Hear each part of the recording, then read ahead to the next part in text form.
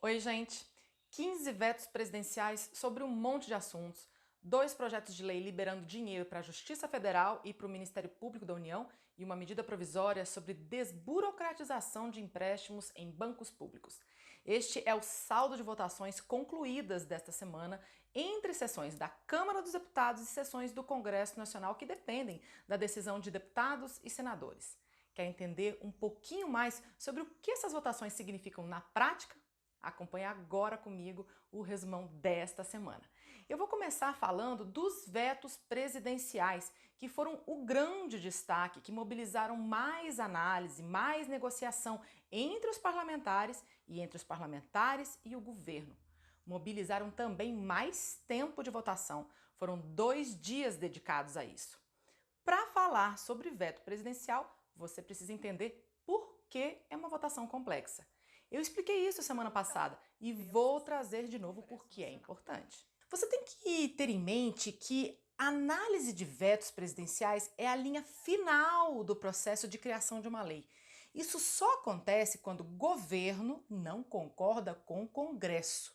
Isso é o ponto final de um longo processo. Alguém apresentou uma proposta, foram feitos debates, deputados aprovaram. Foi para o Senado, foram feitas discussões, senadores aprovaram. Às vezes, se tiver mudanças, ainda volta para uma segunda votação na Câmara, que aprova de novo e aí vai para a sanção presidencial. O presidente da República concordou? Vira lei. Não concordou? Vetou tudo ou só alguns trechos. Só o que foi vetado, barrado, volta para o Congresso Nacional para que deputados e senadores deem a palavra final, batam o martelo sobre o que realmente vai entrar em vigor como lei. E o que não faltou foi a busca de entendimento entre governo e deputados e senadores. E um item de um veto especificamente mobilizou geral.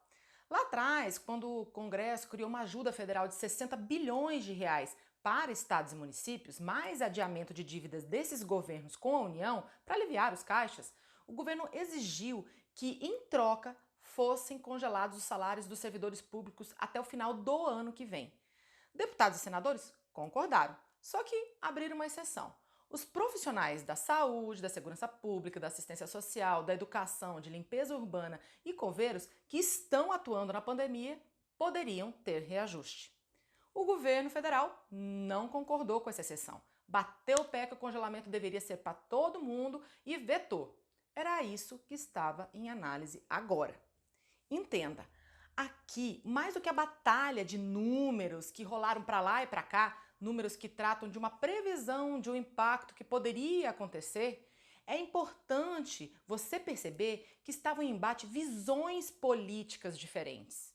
De um lado, o governo, que tinha o apoio de parte dos deputados, entre eles o presidente da Câmara, defendendo que é preciso que os cofres públicos gastem menos, que é necessário apertar os cintos, especialmente neste momento de crise, e que por isso não se pode permitir aumentos salariais de servidores, e que essa seria a contribuição a ser dada pelos funcionários públicos que não sofreram queda de renda com a pandemia. É esse congelamento, inclusive, que vai permitir que cofres estaduais e municipais continuem honrando com seus compromissos, entre eles os salários. Do outro lado, estavam os parlamentares que argumentavam que cofres públicos não podem deixar de gastar em setores fundamentais para a população, porque é um investimento público que diminui a desigualdade. E que o texto em questão não dava aumento salarial, porque os governos não têm dinheiro em caixa para isso, mas permitia o pagamento de gratificações e reajustes a quem está trabalhando lá na linha de frente do combate à Covid. Também diziam que a Constituição não permite que o governo federal interfira desse jeito nos estados e municípios. Duas falas do debate de quinta-feira deixam bem clara essa diferença de visões. Dá uma olhada. De hoje até o fim de 2021, os municípios e os estados brasileiros todos ficarão proibidos por essa lei que é inconstitucional de dar qualquer gratificação ou fazer progressão na carreira. Fazer progressão na carreira do servidor que tem direito a isso, pelo seu plano de progressão, pelo seu plano de carreira, cargos e salários. Se nós não controlarmos os gastos dos entes federados, quem vai pagar a conta é sempre o cidadão, porque quem paga imposto são as famílias, são as pessoas e são as empresas. Não é possível que, com mais de 16 milhões de contratos suspensos de trabalho do setor privado, quase 2 milhões de desempregados, a gente não possa dar um sinal aos milhões de brasileiros que o serviço público, no mínimo, não dará nenhum tipo de aumento até o próximo ano. No fim, os senadores derrubaram este veto, possibilitando reajuste aos servidores públicos que atuam na pandemia. A Câmara, depois de um dia inteiro de muita negociação, teve entendimento contrário, manteve o veto presidencial, ou seja, ganhou quem defende conter gastos. Na prática, estão proibidos reajustes e gratificações a todos os servidores federais, aos servidores dos estados e aos servidores dos municípios até o final do ano que vem. Bom, agora vamos falar dos outros vetos, né? No total, foram votados este que eu falei e outros 14. Desses, 10 foram mantidos. 3 tiveram parte mantida, parte derrubada e 2 foram derrubados. Vamos lá. O que quer dizer quando se fala que um veto foi mantido?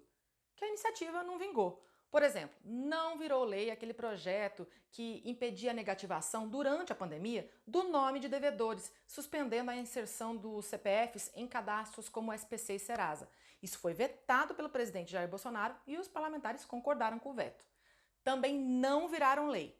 Diminuir o desconto que os aplicativos fazem na hora de repassar o valor da corrida para os motoristas de aplicativos tipo Uber e táxi, reduzir imposto de renda para o envio de dinheiro para o exterior, dar poder para o síndico de condomínios para restringir acesso às áreas comuns e proibir festas.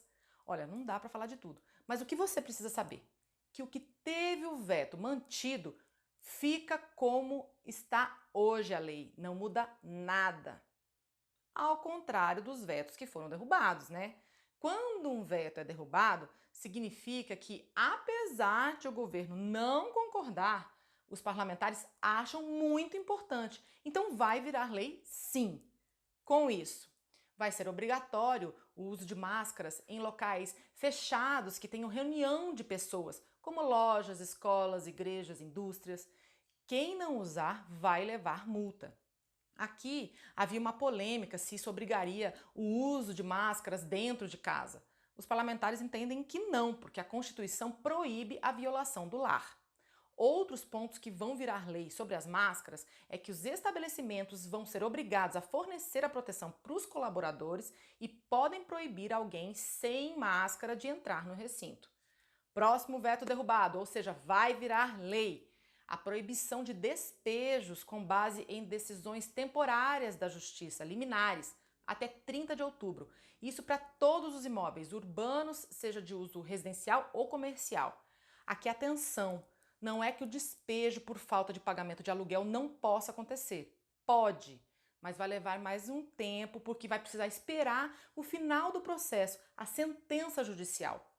Ou seja, se a ação já estava rolando e já tem decisão, o despejo pode acontecer normalmente. Mais vetos derrubados que vão virar lei. Regras que tratam do repasse de terras federais para Roraima e Amapá, para regularização. Entre as novidades, a que diz que a falta de georreferenciamento não impede essa transferência. Outro, a Agência Nacional de Vigilância Sanitária, a Anvisa, passa a ter 72 horas, 3 dias, para decidir se libera ou não equipamentos, produtos e medicamentos para o combate e tratamento da Covid. Não autorizou nesse prazo, vai ser liberado automaticamente. Isso para itens que já tenham sido aprovados por uma autoridade sanitária estrangeira como a dos Estados Unidos e da União Europeia. Mais um. O governo federal vai ser obrigado a levar água potável, material de higiene, medicamento, atendimento médico a comunidades indígenas. Deve ser feito um plano para conter a disseminação do coronavírus junto a essas populações. As medidas emergenciais se estendem também aos quilombolas, pescadores artesanais e demais comunidades tradicionais. Além disso, as comunidades quilombolas certificadas passam a fazer parte do Programa Nacional de Reforma Agrária. Muito assunto, né? E eu não falei de tudo, só trouxe alguns pontos que realmente mereciam destaque. Acabou? Não! Teve aprovação ainda só da Câmara.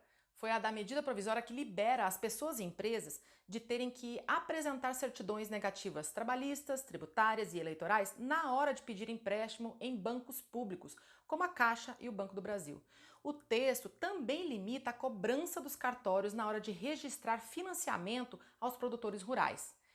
Nisso, eu nem vou entrar em detalhes, porque a Câmara aprovou, mas o Senado não vai votar a tempo.